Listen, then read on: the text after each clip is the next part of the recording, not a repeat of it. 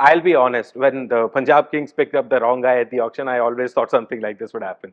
The owners did clarify that they always wanted Shashank Singh, and going by what he did yesterday, you'd be inclined to believe them. So this is the match situation. The Punjab was 70 for 4 chasing Gujarat's 199, and out comes Shashank Singh, and he makes a quick fire 60 odd, and he's ably helped by Ashutosh Sharma, who also made a 30 odd, handy 30 odd, and they helped the team cross the line, which brings me to the bigger question. You had Ashutosh and Shashank and Harpreet Bar for Punjab. You had Ankrish Raghuvanshi for KKR. You had Riyan Parag for Rajasthan. So, how do you see this emergence of young or uncapped players in the past few games? Anirudh, I think there's a deluge of young talent coming through, and especially through the IPL, because IPL is such a wonderful platform to showcase your skills and your talent. And what we are seeing is a manifestation of what the Indian cricket, uh, the the profusion of talent across the length and breadth of the country. Look at all these guys; they're not coming. I mean, in the old days, when I say old days, this is my very young days. You could count cricketers from Bombay, Bangalore, Madras, Delhi, maybe a few from Calcutta. But beyond that, you would struggle to find players coming through. Now, there are an equal, if not more, number coming from tier 2 cities, the hinterland, and so on and so forth. So, I think it's a very healthy scenario in terms of talent and the pipelining of that talent. They get into these teams, talent scouts are doing a lot of work for the franchises and sussing out, picking out, spotting these young guys and blooding them. Yes, there are some mishaps, mistakes along the way. Shashank Singh, the name is mistaken, somebody else is chosen, somebody else is announced, then he comes back. But overall, I think the picture is extremely good. But what it also shows is, there's going to be a lot of blood on the floor. When I say that, what I mean is there's so much competition for places. In your franchise, if you get through, even there are two or three guys vying for that one place. And then for the next level, it gets even more intense. So unless you're really good at a sustained level, it's going to be difficult. But overall, the picture is very, very healthy. Yep. And talking of unheralded players, I would like to focus solely on Mayank Yadav for a bit. So we've seen he has the pace, he seems to have the control.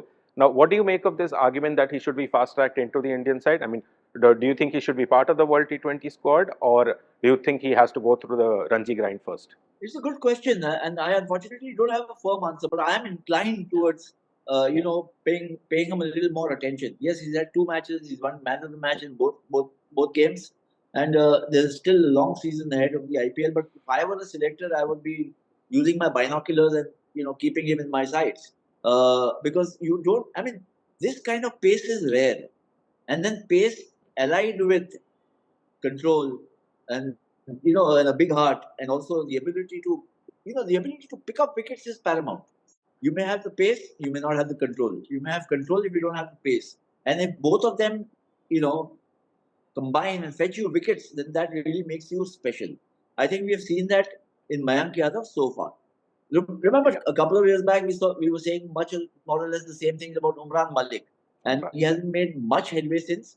Though even then, one felt that the Indian establishment, especially the selectors, were a little conservative in going in for an out-and-out pace bowler, which some of the other countries like Pakistan, the West Indies of old, South Africa of old, and certainly Australia would not hesitate to do.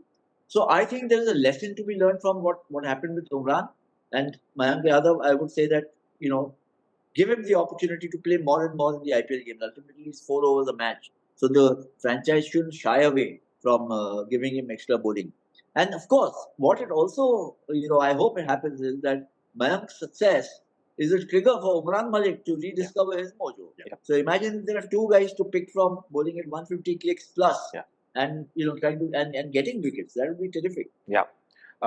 So moving on, this IPL has been a high-scoring one so far. We've already seen two teams cross 270, and Mumbai made a 240 odd.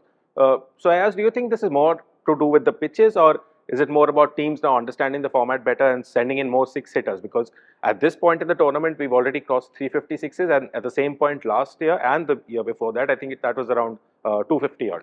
Correct. No, I think it's a combination of things. Certainly, the pitches have a role, but I think there are certain other factors also. The bats, for instance, the bats are getting better and better.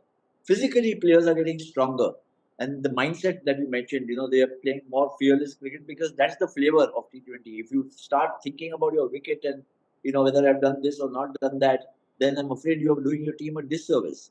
What my concern is actually the obverse. That are we seeing so many sixes that the bowlers are getting, hammered and badgered, and therefore this thing of pulling the boundaries in to 65 yards should be scrapped. You must go back to 75 again. So I think that the 300 score might be breached this season itself. I don't know which team would do it, but there are quite a few teams which have this kind of wherewithal in the batting. Sunrisers Hyderabad, for instance, Delhi Capitals, if they get going, if Pant and Warner and Mitchell, uh, Travis Head and Idle Markram and Heinrich Klaassen, these guys, Mumbai Indians, if they really start clicking right from Rohit down, then 300 is under threat. But having said that, you don't want to see only 300. It's a great spectacle to see sixes being hit, but you also want to see bowlers in the game. And therefore, I think one way to do that, bowlers have to up their skills. There's no question about it. They have to up their control. But if they also have a situation where even mishits are not going sailing over the boundary line, which is pulled in by 8-10 yards, just to make it a more television-friendly sport, I think that's something that needs to be given thought. Yeah.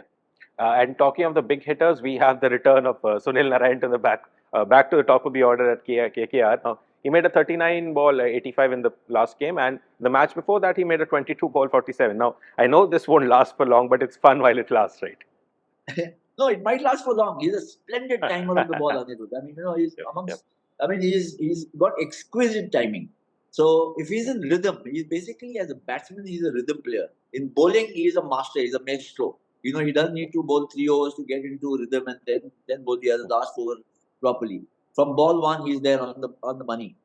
But in batting, he needs to be in rhythm. His feet have to move well, and the positioning, because he's not somebody who dances down the track and tries to clobber you. He does that also, but it is just he's got a good eye and he's got a great sense. He's got the gift of timing.